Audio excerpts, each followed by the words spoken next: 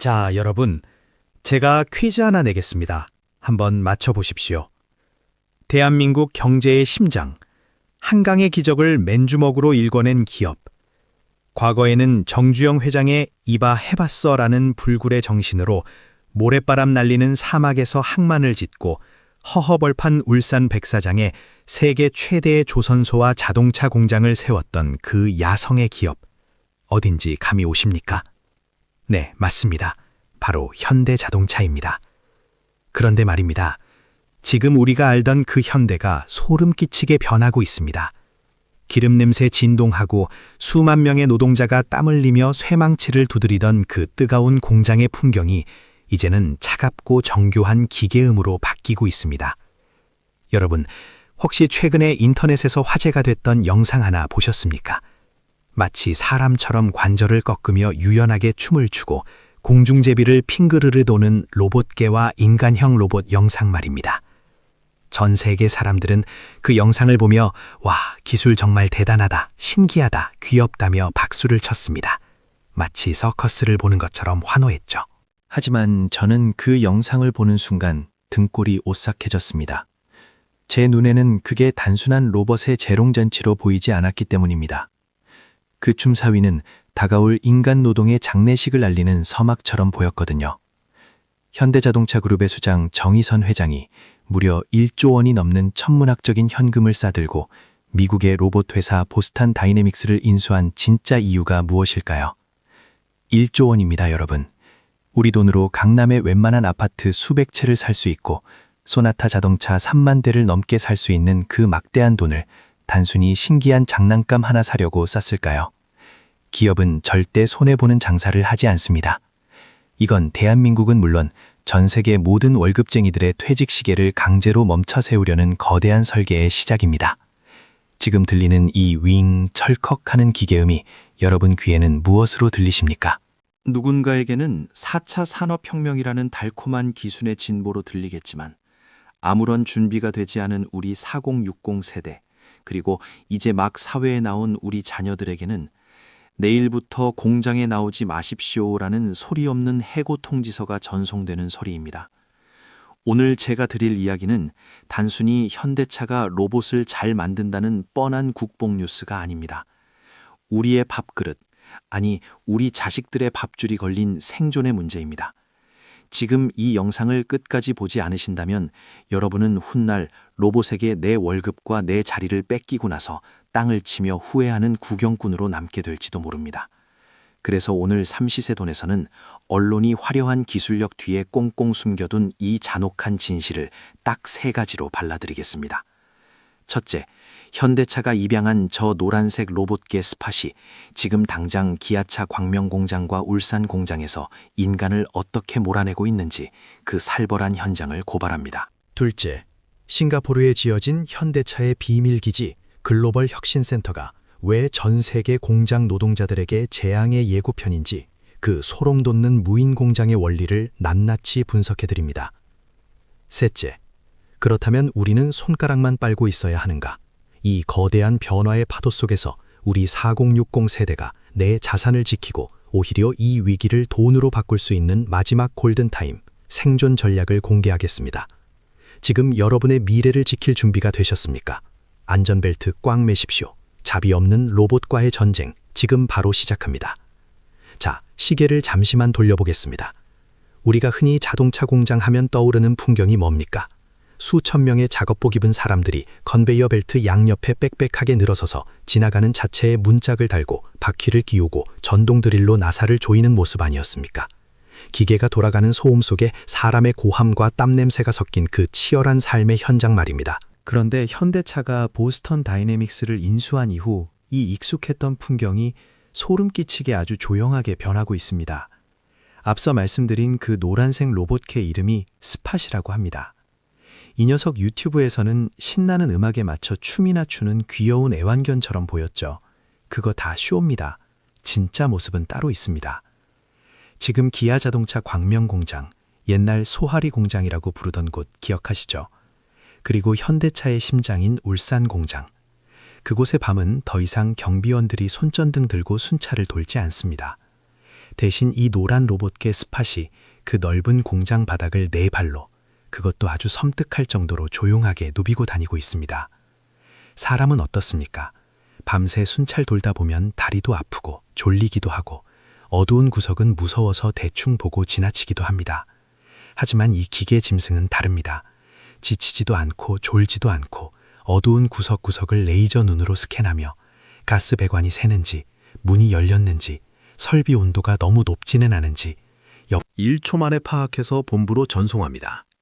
인간 경비원 10명이 땀 뻘뻘 흘리며 1시간 동안 돌아야 할 구역을 이 녀석은 단 몇 분 만에 그것도 완벽하게 훑어내버립니다. 이게 왜 무서운지 제가 아주 쉬운 비유를 하나 들어보겠습니다.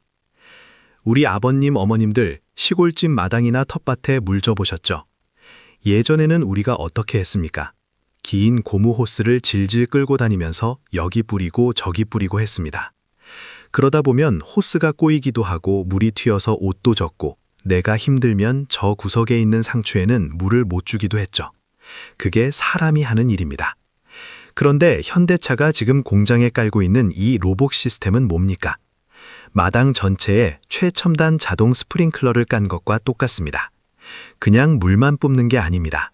이 스프링클러는 땅바닥이 얼마나 말랐는지 스스로 센서로 알아내서 딱 필요한 만큼만 정확하게 물을 쏘아줍니다. 자, 이렇게 되면 어떻게 됩니까? 더운 여름날 땀 흘리며 호스를 들고 뛰어다니던 그 사람, 그 일꾼은 이제 어디로 가야 합니까? 마당에서 쫓겨나는 겁니다. 필요가 없어졌으니까요. 자본이라는 놈은 참 겁이 많습니다. 그래서 불확실한 걸 싫어하죠. 하지만 그만큼 영리하고 냉정합니다. 현대차는 이제 언제 다칠지 모르고 언제 파업할지 모르는 인간 노동자의 불확실성 대신 시키는 대로 무조건 해내는 로봇의 정교함에 1조 원이라는 돈을 베팅한 것입니다. 그런데 여러분, 이건 그저 맛보기에 불과합니다. 진짜 지옥문은 따로 열리고 있습니다. 혹시 싱가포르에 지어진 현대차의 비밀기지 글로벌 혁신센터라고 들어보셨습니까? 이름 참 어렵죠. 쉽게 말해 인간 없는 공장의 실험실입니다. 이곳에 가보면 우리가 알던 그 긴 컨베이어 벨트가 아예 없습니다. 대신 셀이라고 부르는 작은 방들이 있는데 거기서 로봇들이 알아서 차를 조립합니다. 예전에는 사람 손가락 감각으로만 할 수 있다던 미세한 나사 조이기부터 허리 부러질 듯 무거운 전기차 배터리 장착까지 이제는 보스턴 다이내믹스의 기술이 들어간 로봇팔과 자율주행 로봇들이 다 해먹고 있습니다. 이 공장의 가장 무서운 점이 뭔지 아십니까? 불이 꺼지지 않는다는 겁니다. 24시간 365일 내내 멈추지 않습니다. 로봇은 추석이니까 고향 내려가겠습니다 라고 휴가를 쓰지도 않고 월급 올려달라며 머리띠 두르고 시위하지도 않습니다. 심지어 어제 술을 많이 마셔서 몸이 안 좋다며 병가를 내지도 않죠. 세상에 이런 코미디가 어디 있습니까? 우리는 그동안 기술이 발전하면 인간이 편하게 일할 줄 알았습니다. 로봇이 우리를 도와줄 거라고 믿었죠. 하지만 착각이었습니다. 기술은 우리를 돕는 게 아니라 아주 조용히 그리고 아주 확실하게 인간의 책상을 공장 밖으로 치워버리고 있었던 것입니다. 자, 여러분, 이쯤 되면 가슴 한구석이 답답해지실 겁니다. 아니, 그래도 현대차가 우리 기업인데 설마 사람을 다 자르겠어? 노조가 있는데 가만히 있겠어? 라고 생각하실 수도 있습니다. 하지만 잔혹한 경제적 진실을 하나 말씀드리겠습니다. 기업이 왜 이렇게 미친 듯이 로봇에 집착할까요? 정의선 회장이 로봇을 좋아해서일까요? 아닙니다. 정답은 딱 하나. 압도적인 비용 절감 때문입니다. 현대차 같은 대기업 생산직 노동자의 평균 연봉이 얼마인지 아십니까? 1억 원을 훌쩍 넘습니다.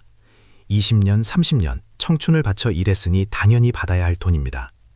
하지만 회사의 계산기는 다르게 돌아갑니다. 인간 1명을 쓰면 1억 원이 나가는데 로봇을 쓰면 얼마가 들까? 로봇 한 대 초기 도입 비용만 비쌀 뿐입니다. 본전 뽑고 나면 그 뒤로는 전기세 몇 푼, 기름칠 조금 해주는 수리비만 내면 끝입니다. 심지어 이 녀석들은 나이를 먹어도 퇴직금을 줄 필요가 없습니다. 고장나면 부품 갈아 끼우면 그만이고 폐기 처분하면 끝입니다. 기업 입장에서는 어떻겠습니까? 말 안 듣고 매년 임금 올려달라고 하고 나이 들면 동장 느려지는 1억 원짜리 인간을 쓰시겠습니까? 아니면 시키는 대로 24시간 일하면서 비용은 10분의 1도 안 드는 강철 노예를 쓰시겠습니까? 자본주의 시장에서 승패는 이미 정해져 있습니다. 그래서 무서운 겁니다. 이건 단순히 재수가 없어서 벌어지는 일이 아닙니다. 현대자동차 정의선 회장은 이미 로봇이 현대차 그룹 전체 매출의 20%를 차지하게 될 것이라고 선언했습니다. 이게 무슨 뜻입니까? 현대차는 이제 더 이상 쇳물 녹여서 자동차 껍데기만 만드는 회사가 아니라는 겁니다. 자동차가 걸어다니고 로봇이 배달을 가고 기계가 인간을 태우고 나르는 말 그대로 움직이는 모든 것을 지배하는 기업으로 탈바꿈하고 있다는 선전포고입니다. 여러분이 타고 다니는 팰리세이드, 그랜저, 아이오닉, 그 차를 만드는 공장에 인간 대신 보스턴 다이내믹스의 로봇 아틀라스가 투입되는 날은 먼 미래가 아닙니다. 아틀라스가 최근 영상에서 보여준 거 보셨습니까? 두 손으로 무거운 부품을 척척 옮기고 인간보다 더 정교하게 분류하는 그 모습. 그건 인간만이 할 수 있다고 믿었던 숙련공의 자부심이 무너지는 소리였습니다. 우리 4060 시니어 여러분, 그리고 은퇴를 앞둔 형님, 누님들, 우리가 공장에서 사무실에서 명예롭게 은퇴하기 전에 이미 로봇은 소리 소문 없이 여러분의 뒷자리에 와서 서 있습니다. 비켜, 이제 내 자리야 라고 말하면서요. 이건 경고가 아닙니다. 이미 벌어지고 있는 현실입니다. 지금 울산 공장에는 긴장감이 감돌고 있습니다. 노조가 반발한다고 해도 기술의 파도는 막을 수 없습니다. 파도 앞에서 모래성을 쌓고 버티는 꼴이니까요. 인간의 노동력이 자산인 시대는 끝났습니다. 땀 흘리며 일해서 부자가 되는 시대, 죄송하지만 저물어가고 있습니다. 이제는 누가 더 효율적인 로봇을 소유하고 조종하느냐가 부의 격차를 가르는 유일한 기준이 될 것입니다. 등골이 서늘하지 않으십니까? 우리가 평생 믿어왔던 열심히 일하면 된다는 상식이 저 차가운 기계 덩어리 앞에서 산산조각 나고 있는 겁니다. 그렇다면 우리는 이제 어떻게 해야 합니까? 손가락만 빨면서 세상 참 더러워졌다고 욕만 하고 있어야 합니까? 로봇에게 내 밥그릇, 내 자식 밥그릇 다 뺏기는 걸 보고만 있어야 합니까? 아닙니다. 위기가 있으면 반드시 기회도 있는 법입니다. 이 거대한 흐름을 거스를 수 없다면 우리는 그 흐름 위에 올라타야 합니다. 로봇과 팔씨름을 해서 이길 수 있는 인간은 없습니다. 하지만 로봇의 주인이 될 수는 있습니다. 현대차가 보스턴 다이내믹스를 인수한 것은 단순히 기술 자랑을 하려는 게 아닙니다. 이건 전 세계 로봇 시장의 표준을 잡으려는 시도이자 노동의 정의를 바꾸려는 거대한 실험입니다. 그렇다면 여러분의 소중한 자산, 피땀 흘려 모은 노후 자금은 지금 어디에 있어야 하겠습니까? 로봇에게 일자리를 뺏기면 어떡하지라며 이불 속에서 걱정만 하는 쪽에 서 계시겠습니까? 아니면 로봇아 열심히 일해서 나에게 배당금을 가져오너라 라고 호령하는 주인의 쪽에 서 계시겠습니까? 정답은 명확합니다. 지금 당장 실천해야 할 시니어를 위한 생존 행동 강령 3가지를 정리해드립니다. 첫째, 기술의 변화에 눈을 감지 마십시오. 에이, 나 죽기 전엔 그런 세상 안 와. 로봇 그거 다 장난감이야. 이렇게 현실을 부정하는 순간 여러분의 자산은 도태되기 시작합니다. 삼성전자, 현대차, 테슬라 같은 글로벌 기업들이 왜 수조 원을 들여 로봇에 미친 듯이 투자하는지 그 내막을 공부하셔야 합니다. 뉴스를 보실 때 신기하다 해서 멈추지 말고 저게 내 일자리를, 내 자식의 일자리를 언제 대체할까라는 냉철한 시각으로 바라보십시오. 둘째, 내 노동력이 곧 돈이다라는 낡은 고정관념을 버리십시오.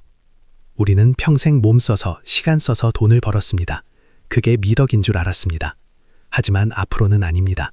인간의 노동 가치는 갈수록 떨어질 겁니다. 로봇이 인간의 노동을 대체한다면 우리는 로봇의 지분을 소유함으로써 노동을 대체해야 합니다. 내가 일하지 않아도 내가 가진 자산인 로봇이 나를 위해 24시간 일하게 만드는 시스템. 그것만이 100세 시대에 가난해지지 않는 유일한 길입니다. 셋째, 로봇의 주인이 되는 투자를 시작하십시오.